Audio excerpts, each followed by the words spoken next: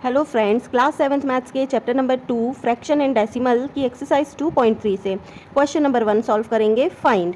तो question number 1 में 1 से लेकर 6 तक के क्वेश्चन हैं। तो क्वेश्चन नंबर 1 है 12 डिवाइड बाय 3/4। ठीक है, तो इसे कैसे सॉल्व करना है। अभी तक तो हम इजीली, अगर हमें इस टाइप से नंबर दिए हुए होते थे जैसे 10 डिवाइड बाय 15, तो इसे तो हम सॉल्व कर लेते थे कि 10 मतलब कि ऊपर लिखेंगे न्यूमरेटर में और 15 जो है वो डिनोमिनेटर में लिखेंगे और इन्हें कैंसिल आउट कर देंगे। तो 2 5 ज़ा 10, 2 5 ज़ा 10, 2 की टेबल से नहीं कैंसिल होंगे। 5 2 ज़ा 10 और 5 3 ज़ा 15, 5 की टेबल से ये कैंसिल हो जाएंगे, है ना। लेकिन अब तो डिवाइड के राइट हैंड साइड में फ्रैक्शन है, तो इसे कैसे सॉल्व कर लेंगे चलिए देख लेते हैं।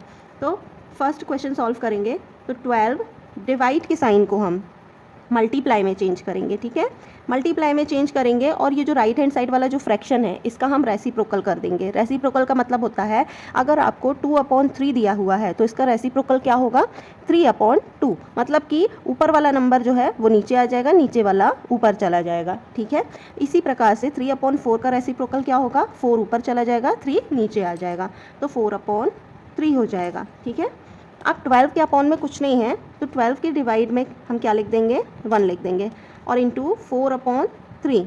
ठीक है, अब यहाँ ये दोनों तो आपस में कैंसिल होंगे नहीं, लेकिन ये देखिए ये क्रॉस में कैंसिल हो रहे हैं। जब भी मल्टीप्लाई का साइन लगा होता है तो ऊपर नीचे नंबर कैंसिल हो जाते हैं, ऊपर नीचे या क्रॉस में नंबर कैंसिल हो जाते हैं। ठीक है, तो 3 की टेबल से हम देख रहे हैं कि ये दोनों कैंसिल हो जाएंगे। 3 1 ज़ा 3 और 3 4 ज़ा 12। कितना आ जाएगा ये 4 इंटू 4 4 4 ज़ा कितना हो जाएगा यहाँ पर 16। ये है हमारा आंसर। ठीक है, तो ये क्वेश्चन नंबर 1 का आंसर था। अब क्वेश्चन नंबर 2 कैसे सॉल्व करेंगे, ये तो रफ वर्क था, समझाने के लिए था। क्वेश्चन नंबर 2 हम यहाँ पर सॉल्व कर लेते हैं। ठीक है, यहाँ पर क्वेश्चन नंबर 2 सॉल्व कर लेंगे। तो क्वेश्चन नंबर 2 क्या है 14, यहाँ सॉल्व कर लेंगे। तो 14 और डिवाइड के साइन को क्या करेंगे हम मल्टीप्लाई में चेंज करेंगे और इसका रेसिप्रोकल कर देंगे फ्रैक्शन का। तो 5/6 का रेसिप्रोकल क्या होगा 6/5। ठीक है, अब हम देख रहे हैं कि ना तो ये नंबर ये दोनों आपस में कैंसिल हो रहे हैं, ना तो ये दोनों क्रॉस में कैंसिल हो रहे हैं। ठीक है, तो हम सिंपली इसका क्या करेंगे डिवाइड में अपॉन में 1 करके इनका ऊपर का ऊपर नीचे का नीचे मल्टीप्लाई कर देंगे। 14 6 कितना होता है 84, तो 84/5 1 ज़ा 5। ठीक है, अब ये हमें क्या मिल रहा है इम्प्रॉपर फ्रैक्शन में मिल रहा है। इम्प्रॉपर फ्रैक्शन मीन्स कि जब भी न्यूमरेटर बड़ा होता है डिनोमिनेटर से तो वो क्या होता है एक इम्प्रॉपर फ्रैक्शन में होता है नंबर। तो ये क्या है इम्प्रॉपर फ्रैक्शन, इसको हम क्या करेंगे सॉल्व कर लेंगे। ठीक है, तो 80 मिक्स्ड फ्रैक्शन में कन्वर्ट कर देंगे, 84 में डिवाइड कर देंगे 5 का। ठीक है, तो 5 की टेबल 1 टाइम पढ़ेंगे क्योंकि ये 8 लिखा हुआ है, 5 2 ज़ा 10 ज़्यादा हो जाएगा, तो 5 1 ज़ा 5 माइनस करेंगे, यहाँ पर 3 बचेगा। फिर बोरो लेंगे यहाँ पर हम 4 को, 5 6 ज़ा 30 होता है ना, तो 5 6 ज़ा कितना लिख देंगे यहाँ पर हम 30, बचेगा क्या 4 बचेगा, माइनस करेंगे तो आंसर क्या आ रहा है। अब तो ये कैंसिल होगा, अब तो ये डिवाइड होगा नहीं, तो आंसर क्या आ रहा है 16। तो 16 होल 4/5, तो 4/5 ये है आंसर। ठीक है,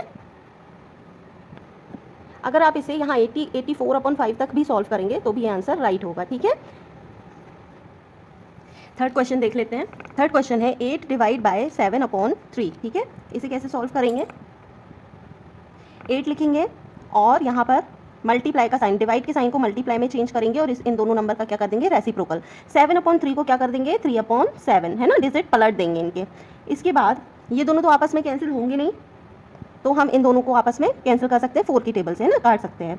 तो इसको कट कर दें, 4 1 ज़ा 4, 4 2 ज़ा 8, तो कितना बचेगा ऊपर 2 इंटू 3 बचेगा, 2 इंटू 3 इज इक्वल टू 2 3 ज़ा 6। This is our answer. अब क्वेश्चन नंबर 4 देख लेते हैं। सेम ऐसे ही सारे सॉल्व करने हैं। फर्स्ट डिजिट क्या है 4, डिवाइड के साइन को मल्टीप्लाई में चेंज किया, इन दोनों का रेसिप्रोकल किया, 8/3 को क्या लिखा 3/4 लिख दिया हमने। अब इसे सॉल्व कर लेंगे, 3/4 नहीं है ये 8/3 था, तो 3/8 है ना, यहाँ पर क्या आ जाएगा 8। अब 4 की टेबल से ये दोनों भी कैंसिल हो जाएंगे, तो 4 1 ज़ा 4, 4 2 ज़ा 8, तो क्या बचा यहाँ पर तो 1 बचा, 3/2 बचा, है ना, 3/2 का मल्टीप्लाई 1 में करेंगे तो वही आएगा। यहाँ क्या बचा 1 इंटू 3/2। अब इन दोनों का आपस में मल्टीप्लाई करेंगे, 1 टाइम पढ़ेंगे 3/2 की टेबल, तो 3/2 ही आएगा। This is our answer. Question number 5 देखिए। क्वेश्चन नंबर 5 है 3 डिवाइड बाय 2 होल 1/3 है ना। तो ये क्या है आपका, पहले ये तो मिक्स्ड फ्रैक्शन है, ठीक है, इसे सॉल्व करेंगे। सबसे पहले तो लिखेंगे 3, डिवाइड का साइन एज इट इज़ रखेंगे। मिक्स्ड फ्रैक्शन को कैसे सॉल्व करते हैं, नीचे वाले नंबर का मल्टीप्लाई होल से करते हैं। तो 3 2 6, 6 में ऊपर वाले नंबर को ऐड कर देंगे। तो 6 में 1 को ऐड करेंगे तो कितना हो जाएगा 7। तो ये क्या आ गया 7/3।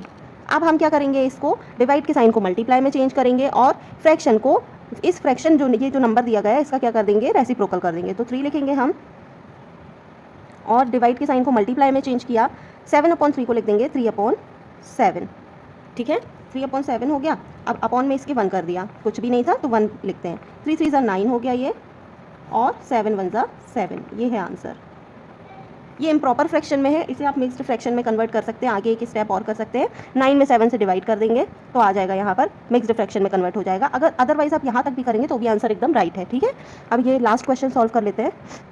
इसे भी ऐसे ही सॉल्व करना है क्योंकि ये मिक्स्ड फ्रैक्शन में है। तो सबसे पहले तो इसे सॉल्व करेंगे, 5 डिवाइड बाय, अब 3 होल 4/7 लिखा हुआ है। तो क्या करेंगे, 7 का मल्टीप्लाई 3 से करेंगे, 7 3 21, 21 में 4 को ऐड करेंगे। तो 4 को ऐड करेंगे तो कितना हो जाएगा 25/7। अब 5 ये मल्टीप्लाई में चेंज हो जाएगा डिवाइड का साइन, और ये रेसिप्रोकल हो जाएंगे। 7 ऊपर चला जाएगा, 25 नीचे आ जाएगा। अब ये दोनों क्या होंगे, तो यहाँ पर 5 1 5, 5 5 25, कितना हो जाएगा ये 7/5। ये है आंसर।